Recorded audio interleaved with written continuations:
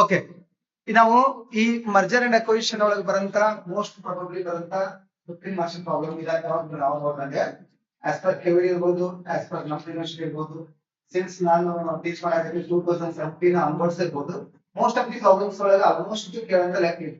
ನಾವು ಹಿಂದೆ ಲೆಕ್ಕ ಏನ್ ಮಾಡಿದ್ವಿ, ದೇರ್ ಆರ್ ಓನ್ಲಿ 2 ಕಂಪನೀಸ್ ಇದ್ವು. ಬಟ್ ಇವತ್ತು ನಾವು ಸಾಲ್ವ್ ಮಾಡಕ್ತಿರೋ ಕಂಪನಿ ಒಳಗೆ ಅಂದ್ರೆ ನಾವು ಮಾಡಕ್ತಿರೋ ಪ್ರಾಬ್ಲಮ್ ನಾಗ ಎಷ್ಟು ಕಂಪನೀಸ್ ಅದಾವು? 3 ಕಂಪನಿ.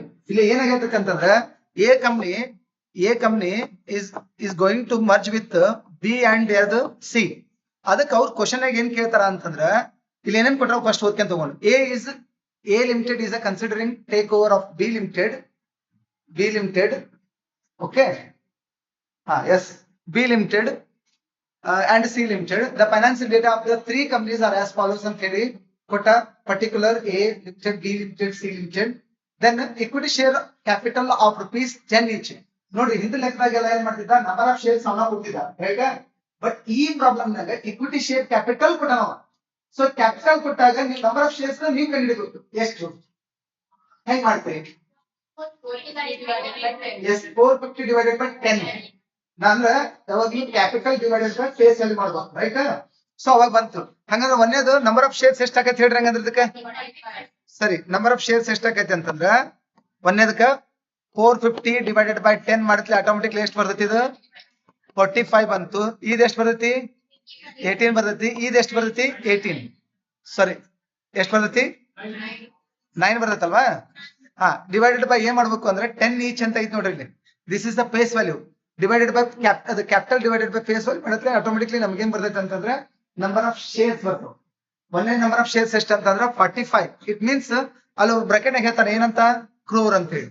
ಹಂಗಂದ್ರೆ 45 crore, ಇನ್ನೊಂದೆಷ್ಟು 18 crore, ಇನ್ನೊಂದೆಷ್ಟು 9 crore. ಇವು ನಂಬರ್ ಆಫ್ ಶೇರ್ಸ್.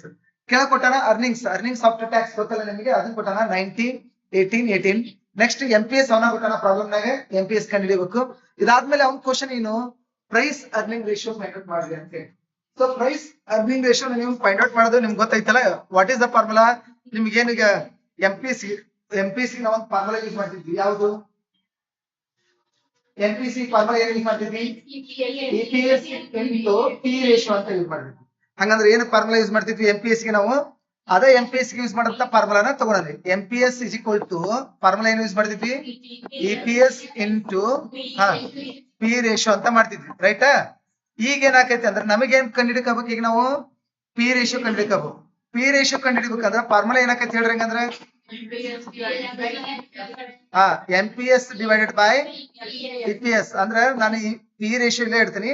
ಈ EPS ನ ಈ ಕಡೆ ತಂದಂದ್ರೆ ಇಂಟು ಇದು ಏನಾಕೈತಿ ಹೇಳ್ರಿ ಡಿವೈಡೆಡ್ ಬೈ ಆಕೈತಿ. ಹಂಗಂದ್ರೆ ಯಾವ್ಯಾವ ಕಂಪ್ನಿ ಹೇಳ್ರಿ ಅವು? A, B, C. A ಕಂಪ್ನಿದು MPS ಎಷ್ಟೈತಿ? 60. ಬಟ್ ನಮ್ಗೇನಿಲ್ಲ, EPS ಇಲ್ಲ. ಅದಕ್ಕೆ ಈ ಪ್ರಾಬ್ಲಮ್ ಮಾಡೋ ಹೊತ್ತ ನಾನು ಆಗಲೇ ಹೇಳ್ತೀನಿ ಏನಂತಂದ್ರೆ 3 ಐಟಮ್ ನ ಕಂಪಲ್ಸರಿ ಫಸ್ಟ್ ಕಂಡುಹಿಡಿಯಬೇಕು. ಯಾವ? EPS, MPS ಮತ್ತೆ ಇನ್ನೊಂದು P ರೇಷಿಯೋ. ಈಗ ಈ ಪ್ರಾಬ್ಲಮ್ ನಾಗ ಏನ್ ಕೊಟ್ಟವ? MPS ಕೊಟ್ಟ ನಮ್ಗೆ, ಬಟ್ EPS ಕೊಟ್ಟಿಲ್ಲ. ಹಂಗಂದ್ರೆ ಫಸ್ಟ್ EPS ಕಂಡು ಹಿಡ್ಕೊಂಡ್ಬಿಡೋಣ. ಸೊ ಹಂಗಂದ್ರೆ EPS ಫಾರ್ಮುಲಾ ಏನು? EPS is equal to EAT divided by number of shares. ಹಂಗಂದ್ರೆ A ಕಂಪ್ನಿದು ಬರೋಣ. A ಕಂಪ್ನಿದು EAT ಎಷ್ಟಿತ್ತು? 90 divided by 45 is equal to 2. ಅರ್ಥ ಆತ ಅನ್ಕೊಂತೀನಿ. ಎಲ್ಲಿಂದ ಬಂತ ಗೊತ್ತಲ್ಲ? ಇದ್ರ ನಂಬರ್ ಆಫ್ ಶೇರ್ಸ್ ಎಷ್ಟು ಬಂದಿತ್ತು? ಇಲ್ಲಿ 45 ಇತ್ತ. ಇದು ಅರ್ನಿಂಗ್ಸ್ ಎಷ್ಟೈತಿ? 90. ಹಂಗ B ದ ಕಂಡಿಡ್ರಿ. B ದ ಅರ್ನಿಂಗ್ಸ್ ಎಷ್ಟೈತಿ? 18 ಡಿವೈಡೆಡ್ ಬೈ ಅದ್ರ ನಂಬರ್ ಆಫ್ ಶೇರ್ಸ್ ಎಷ್ಟು ಅದಾವ ಹೇಳ್ರಿ? 18 is equal to ಎಷ್ಟು ಬಂತ ಹೇಳ್ರಿ ಆನ್ಸರ್ ಅದ್ರದ್ದು? 1.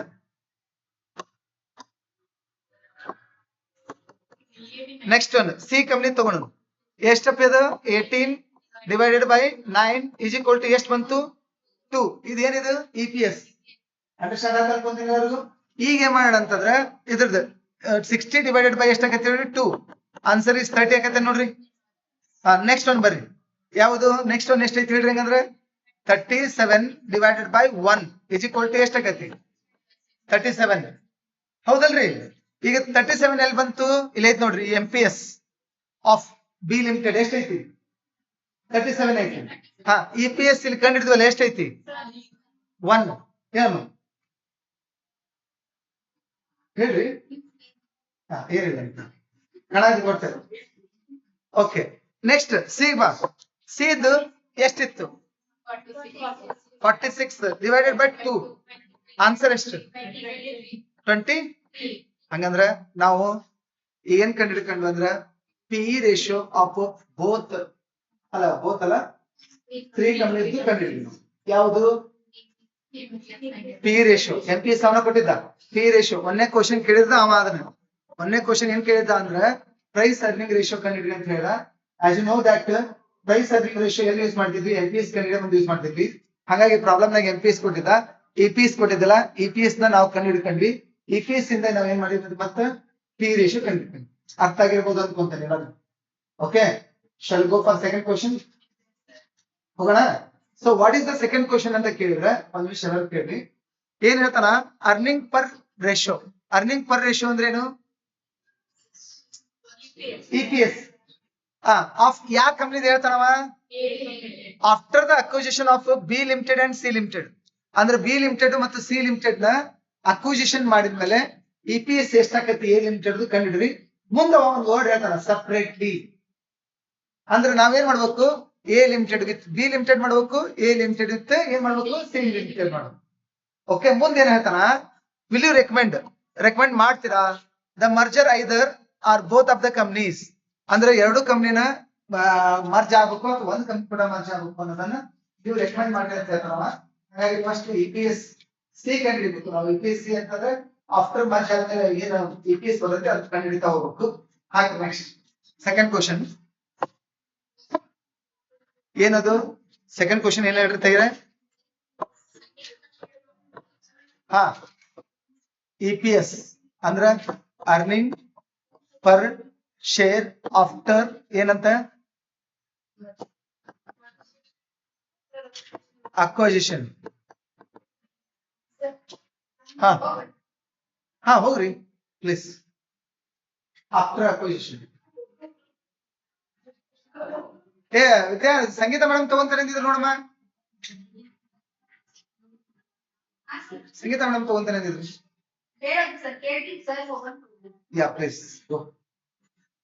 EPS ಆಫ್ಟರ್ ಅಕ್ವಿಸಿಷನ್ ತಗೊಂಡು ಈ first between A and B limited. A ಮತ್ತು ಬಿ ಲಿಮಿಟೆಡ್ ನಡಕ್ ತಗೊಂಡನ. ನಮಗೆ ಗೊತ್ತಿರೋ ಮಟ್ಟಿಗೆ ಈಗ ಫಾರ್ಮುಲಾ ಏನು? EPS ಆಫ್ಟರ್ ಅಕ್ವಿಸಿಷನ್ ಗೆ ಇಲ್ಲಿ ಎ ಮತ್ತು ಸಿ ಅಂತ ಯೂಸ್ ಮಾಡೋಣ. EAT A plus EAT B divided by NC. NC ಹೆಂಗ್ ಕಂಡಿಡ್ತೀರಿ ಇದ್ರದ್ದು? NC is equal to NA plus NB into stock exchange ratio. ಇದ್ರ ಪ್ರಕಾರ ಕಂಡಿಡ್ತಿರೋದಲ್ಪ. ಹಂಗಂದ್ರೆ ಸ್ಟಾಕ್ ಎಕ್ಸ್ಚೇಂಜ್ ರೇಷಿಯೋ ಈ ಪ್ರಾಬ್ಲಮ್ ನಾಗ ಕೊಟ್ಟಾನ ಎಲ್ಲಾರ ಹುಡುಕ್ರಿ. ನೋ, ಕೊಟ್ಟಿಲ್ಲ ಅಂದ್ರೆ ನಾವ ಕಂಡಿಡ್ಕೊಳ್ಳೋಣ ಬೇಸ್ಡ್ ಆನ್ ಮಾರ್ಕೆಟ್ ಪ್ರೈಸ್. ಇಲ್ಲ ಅಂದ್ರೆ ಬೇಸ್ಡ್ ಆನ್ EPS. ಯಾವ್ದು ಕಂಡಿಡೋಣ? EPS ಬೇಸ್ ಮೇಲೆ ಮಾಡೋಣ, ಇನ್ನು MPS ಬೇಸ್ ಮೇಲೆ ಮಾಡೋಣ. ನಾನು ಈಜಿ ಆಗೋದಕ್ಕೋಸ್ಕರ EPS ಬೇಸ್ ಮೇಲೆ ಮಾಡ್ಬೋದು. ಯಾಕೆ ಈಜಿ ಆಕೈತೆ ಅಂತಂದ್ರೆ ಈಜಿಯಾಗಿ ಮಾಡ್ಬೋದು ನಾವು ಅಂತ ಹೇಳಿ. ಇಲ್ಲ ಅಂತಂದ್ರೆ ಎಕ್ಸ್ಚೇಂಜ್ ರೇಷಿಯೋ ಮೇಲೆ ಮಾಡ್ಬೋದು, ಪಿ ರೇಷಿಯೋ ಮೇಲೆ ಮಾಡ್ಬೋದು. ನಾವು ನೋಡ್ರಿ 3 ಬೇಸ್ ಮೇಲೆ ಮಾಡ್ಬೋದು. ಪಿ ರೇಷಿಯೋ ಮೇಲೆ ಮಾಡ್ಬೋದು, ಇಲ್ಲ ಅಂತಂದ್ರೆ EPS ಮೇಲೆ ಮಾಡ್ಬೋದು, ಇಲ್ಲ ಅಂತಂದ್ರೆ MPS ಬೇಸ್ ಮೇಲೆ ಮಾಡ್ಬೋದು. ಈಗ ನಾವು ಯಾವ್ದು ಬೆಸ್ಟ್ ತಗೊಳೋದು ಅನ್ನೋದು ನಿಮ್ ಮೇಲೆ ಡಿಪೆಂಡ್ ಮಾಡ್ತೀನಿ. ಆಕ್ಚುಲಿ ನಾನು ತಗೊಳಕತ್ತಿರೋದು ಯಾವ್ದ್ರ ಬೇಸ್ ಮೇಲೆ ಅಂತಂದ್ರೆ EPS ಬೇಸ್ ಮೇಲೆ ಮಾಡ್ತೇನೆ. ನೀವು ಯಾವ ಬೇಸ್ ಮೇಲೆ ತಗೊಂಡ್ ಮಾಡ್ಬೋದು. EPS ಬೇಸ್ ಮೇಲೆ ಅಂತಂದ್ರೆ ಫಾರ್ಮುಲಾ ಏನು? EPS B divided by EPS ಏನಂತ? A. EPS ಆಫ್ A ಎಷ್ಟಿತ್ತು ಹುಡುಕಿದ್, B ಎಷ್ಟಿತ್ತು ಹುಡುಕ್ರಿ. ಇಲ್ಲಿತ್ತು ನೋಡ್ರಿ, ಎಷ್ಟಿತ್ತು? 1 ಇತ್ತು. 1 divided by 2 is equal to ಎಷ್ಟು? 2 ಎಲ್ಲಿಂದ ಬಂದದ್ದು ಗೊತ್ತಾಗ್ತಂಗಿದೆ ಗೊತ್ತಿಲ್ಲ. 0.5 ಆಯ್ತು. ಹಾಗಾದ್ರೆ ಈಗ ಹೋಗೋಣ. Number of shares of A limited ಎಷ್ಟಿತ್ತು? Number of shares of A limited ಇಲ್ಲಿ ಬರ್ದಿದ್ವಲ್ಲ, 45 ಇತ್ತು. ಬಿ ಇದು ಎಷ್ಟಿತ್ತು? 18 ಇತ್ತು. ಹಂಗಂದ್ರೆ ಇಲ್ಲಿ 45 crore ಪ್ಲಸ್ 18 into 0. ಎಷ್ಟು ಹೇಳ್ರಿ? 5. 45 ಪ್ಲಸ್ 2 ಇಂಟು ಮಾಡಿದ್ರೆ 9. ಆನ್ಸರ್ ಈಸ್ 54 crore ಅಂತ ಕರೀತೀವಿ. ಈಗ ಆನ್ಸರ್ ಬರ್ತೇನೆ. ಇದ್ದು ಅರ್ನಿಂಗ್ಸ್ ಎಷ್ಟಿತ್ತು? 90 ಇತ್ತು. ಇದ್ರ ಅರ್ನಿಂಗ್ಸ್ ಎಷ್ಟಿತ್ತು ನೋಡ್ರಿ ಫಸ್ಟ್ ಇದ್ರ 90 ಇತ್ತು, ಇದ್ರ ಎಷ್ಟಿತ್ತು 18 ಇತ್ತು. ಹಾ, ಡಿವೈಡೆಡ್ ಬೈ 54 ಎಷ್ಟಾಯ್ತು?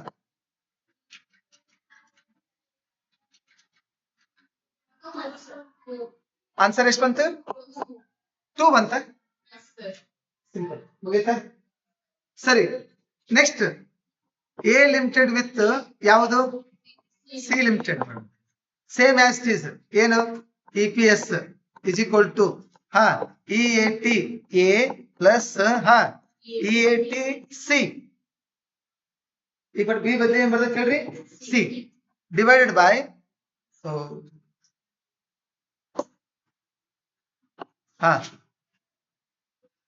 ಎಸ್ ಎನ್ ಸಿ ಕಂಡಿಡಿಯೋದು ಗೊತ್ತೈತಲ್ಲ ನಿಮ್ಗೆಲ್ಲರಿಗೂ? ಏನು ಎನ್ ಸಿ ಕಂಡಿಡಿಯೋ formula? NC is equal to NA plus NC. Not ಏನ್ ಹೇಳ, ಇಲ್ಲ ಸಿ ಅಂತ ಯೂಸ್ ಮಾಡಕ ಬರಲ್ಲ ನಾವು, ಬಟ್ ಕಂಬೈನ್ಡ್ ಫಾರ್ಮ್ ಅಂತ ಹಾಕೋಣ. ಇಲ್ಲ ಅಂದ್ರೆ ಏನಂತ ಬರೆಯೋಣ ಅಂತಂದ್ರೆ, ಇದು AB, ಇದೇನದು AC, ಎ ಮತ್ತು ನಡಕ ಇದಂತ ಸಿ. ಇದು next plus into SCR, stock exchange ratio. Number of share of A limited ಎಷ್ಟಿತ್ತು? 45 ಪ್ಲಸ್ NC ಎಷ್ಟಿತ್ತು ಹೇಳ್ರಮ್ಮ? ಅದು 18 ಇತ್ತ. ಇಂಟು ಸ್ಟಾಕ್ ಎಕ್ಸ್ಚೇಂಜ್ ರೇಷಿಯೋ ಮಾಡ್ಬೇಕಲ್ಲ ನಾವು. ಈಗ ಸ್ಟಾಕ್ ಎಕ್ಸ್ಚೇಂಜ್ ರೇಷಿಯೋ ಎದ್ರ ಬೇಸ್ ಮೇಲೆ ಮಾಡೋಣ?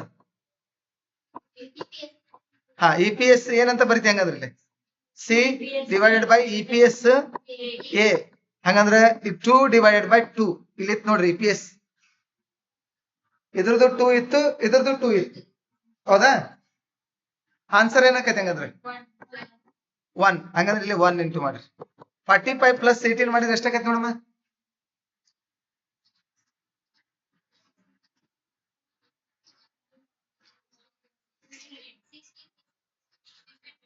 ಎಷ್ಟು ಬಂತು? 63 ಬಂತು. ಇಲ್ಲಿಗೆ ಆನ್ಸರ್ ಬರ್ರಿ. ಇದು 90 crore ಪ್ಲಸ್ ಇದ್ರದ್ದು ಅರ್ನಿಂಗ್ಸ್ ಎಷ್ಟಿತ್ತು ನೋಡ್ರಿ? ಅದು 18 ಇತ್ತು, ಪ್ಲಸ್ 18 ಡಿವೈಡೆಡ್ ಬೈ 63. ಆನ್ಸರ್ ಎಷ್ಟು ಬಂತು?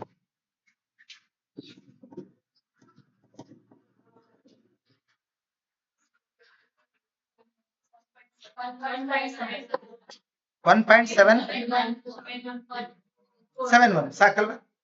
ಈಗ ನಾನು ಆನ್ಸರ್ ಮಾಡ್ಬೇಕು, ರೆಕಮೆಂಡ್ ಮಾಡ್ಬೇಕು. ಚೆನ್ನಾಗಿ ಹೆಂಗ್ ಮಾಡ್ಬೋದು ಹೇಳಿ ನೋಡಿ.